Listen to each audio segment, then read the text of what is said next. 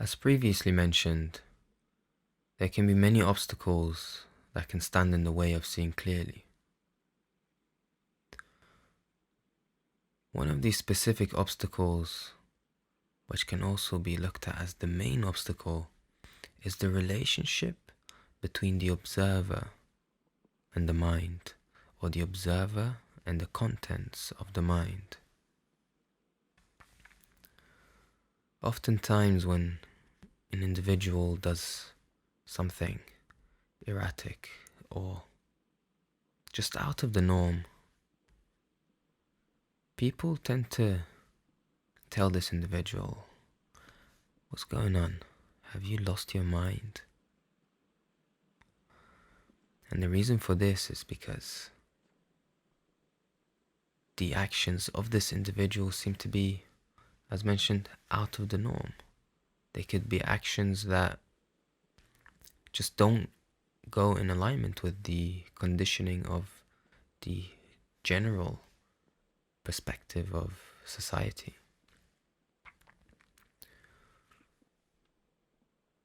The truth is, you can't lose your mind. The mind will always be there, whether you like it or not. But what can happen is the contents of the mind can enter a phase of entanglement. And this is what we refer to as someone who has lost their mind, someone who's gone crazy. So it's worth looking at the contents of the mind to really see the processes. What is the purpose of the mind? Why is it there? How is the content of the mind influenced to the outside? And what are the means used to accumulate the content of the mind? Essentially, the mind is a tool used to perceive reality, or to process reality, to process the experience. But of course, the experience is accumulated through the means of the senses. Speaking about the 5 senses that we know, we have the eyes, the ears, the nose, the tongue, and the skin. We feel, we taste, we smell, we hear, we see. And of course, each one of these senses abides to a restriction of a certain frequency or a certain range of that experience. So the eyes can only see light within a specific wavelength, and that's as far as it goes. Same with the ears.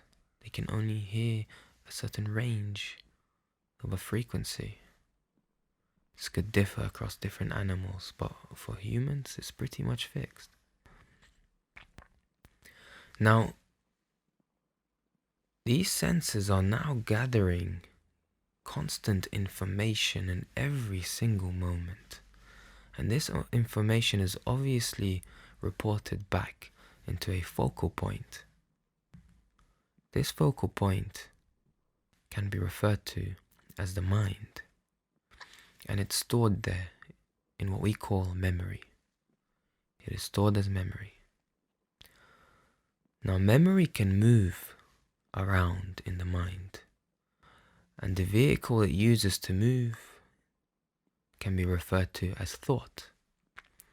So every thought is essentially a memory that is moving around, or the very vehicle that is moving is established because of prior use.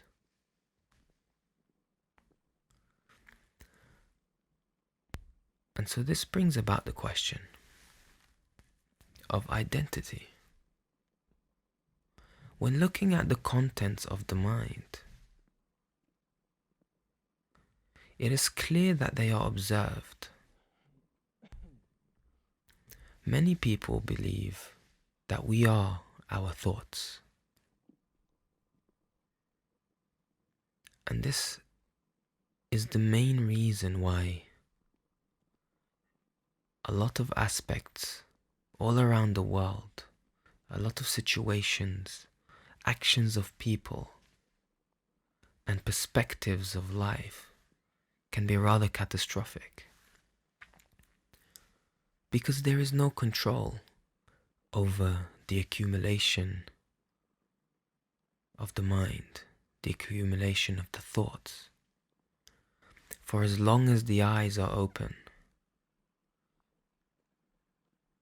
the eyes see, and so it is impossible to unsee for as long as the eyes are open. And so essentially by identifying ourselves with the mind, we are essentially saying that we are our environment. And so if you happen to grow up in a toxic, painful, hateful environment full of suffering, then the perspective of life of which the mind or the content of the mind uses to interpret isn't so pleasant. And that's very unfortunate. And at times it gets even worse because the individual does not have the power to move and shift from one environment to another. And this is the basis of all life, the movement from A to B, where B is more sustainable, more efficient, more pleasant. And this can be seen, this is a law that can be seen across all of existence. A very clear example in the northern hemisphere of the world. When the winter approaches, or as the climate gets colder, the birds, they all start to fly south, towards the equator, towards the regions of the world where it's warmer. And it's basically to seek a habitat that is more feasible, that is more pleasant than the previous. But sometimes, once again, humans cannot be in the position to move. And so this is very painful. This individual will suffer for as long as they are bound and are identified by the movement of the mind. On the other hand, of course, if an individual has grown up in a very pleasant environment where it's peaceful and loving, everything seems to be in order, the people around love each other, care for each other, financially things seems to be stable. This, of course, is very nice, but like we said, there is no guarantee. So it's very unsustainable to identify ourselves with the contents of the mind. And this process happens naturally, mostly because everyone around us seems to identify themselves with their mind, with the contents of their mind. Now, when engaging in overly intellectual activities, this makes complete sense. You want to use your memory to understand how to solve a mathematical problem, a scientific problem, to solve a model. This makes absolute sense, but most of the time, there's no need to solve a problem. There's no need to view reality in front of us while constantly running thoughts in our mind of what happened yesterday or the day before. Like this, the person cannot rest. The intellect has hijacked the individual's peace. question worth looking at is, if we are our mind and its content, then who is the one listening to the thoughts?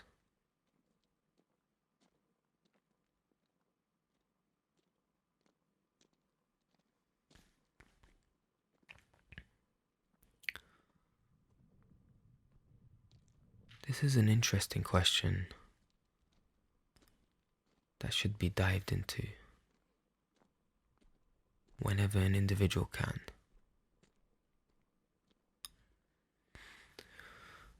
Evidence that we are not our thoughts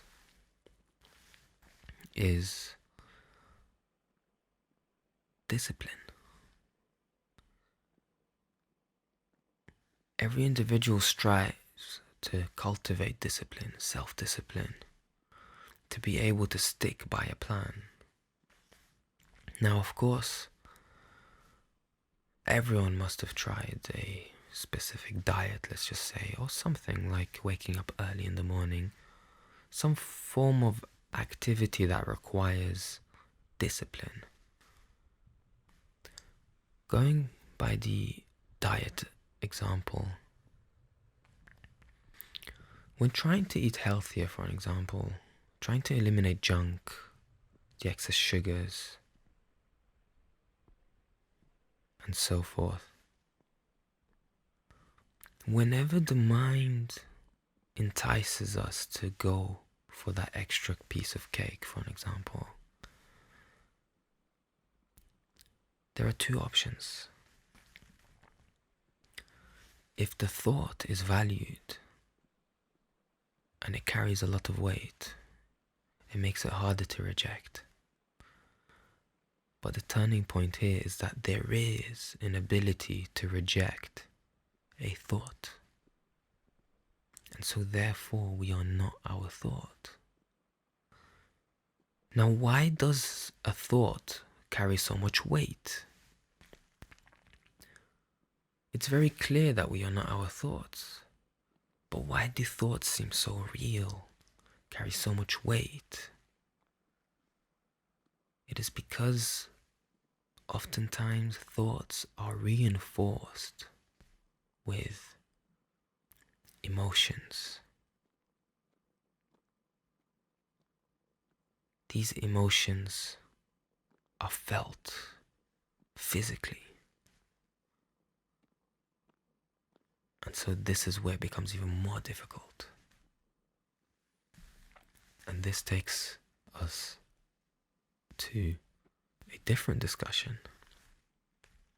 And this discussion is, are we our body? This is also worth diving into.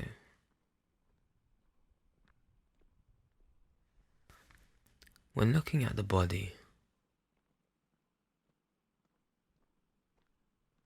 the body acts as a vehicle of the senses. So the mind, its vehicle is thoughts. The body's vehicle is the senses. So there's some form of hierarchy system, if you can take a close look. Now the body in itself can be referred to as an accumulation of food, just like how on another level the mind can be referred to as an accumulation of thoughts. And this we can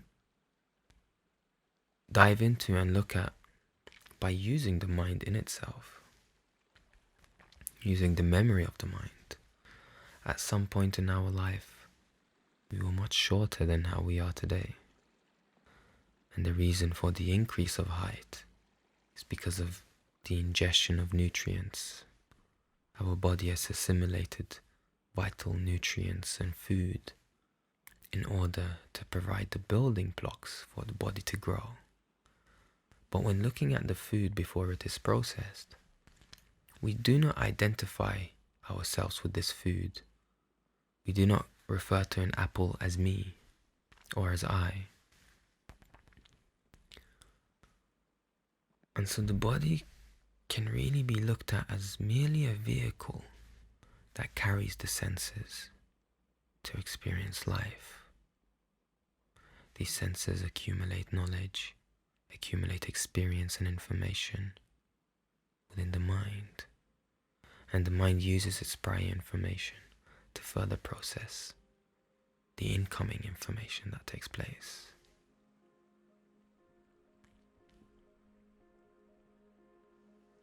So, in a nutshell, the body as an accumulation and as a vehicle to carry the senses, the mind as an accumulation of thoughts that carries prior experience of life. These are all observed. These are all witnessed.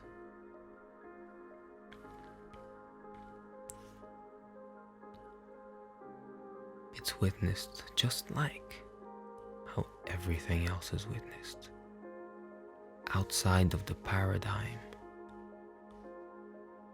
of our identity, of our identification.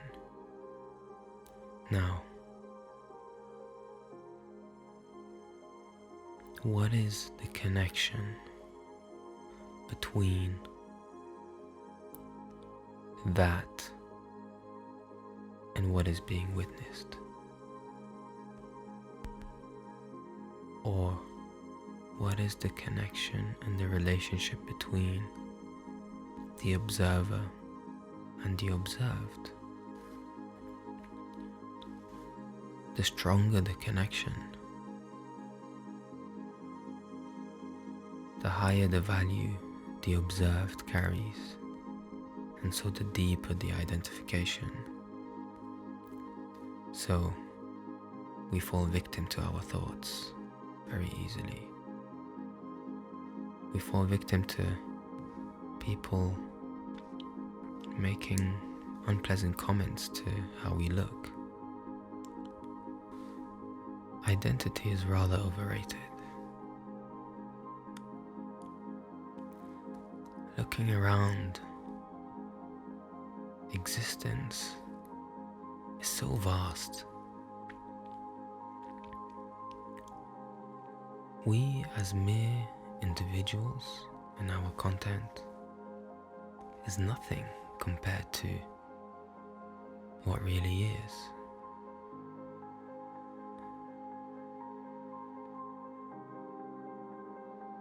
Yet there is still such an attachment to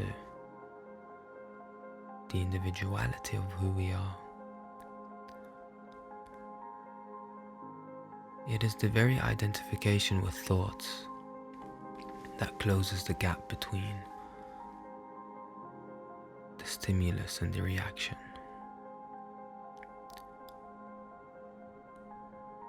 People who take a look into the identification of their thoughts, the contents of their mind and their body, over time they create distance between them, distance between the identity and the observer. This distance also implies distance in the stimulus and the reaction. And so these people tend to be more calm, more collected, more at ease, more at peace, because they know that what crosses their mind does not need to be satisfied at every moment. The satisfaction is in the observation of that which is beyond just mere identity.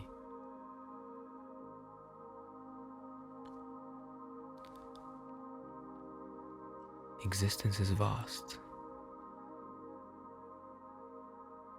and only a fraction of it is being witnessed. And that's a shame.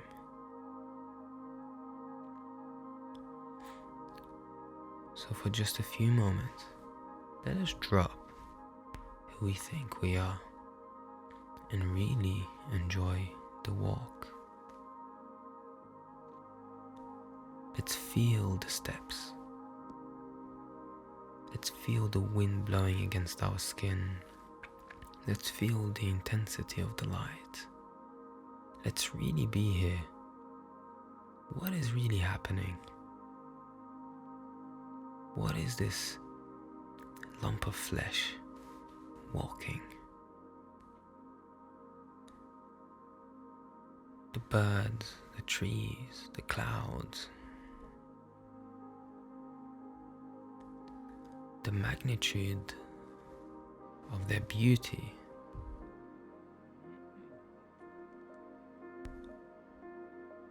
The vibrant energy that is just everywhere. It's being filtered out. It's flying right past us. And it's there in every moment. Everything that any individual has ever been seeking is this.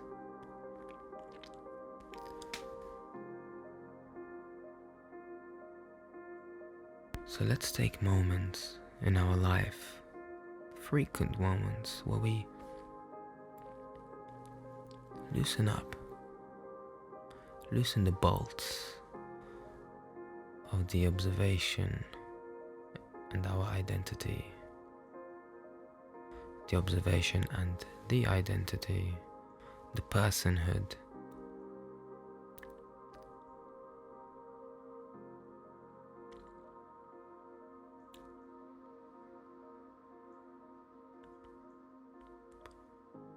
Because only then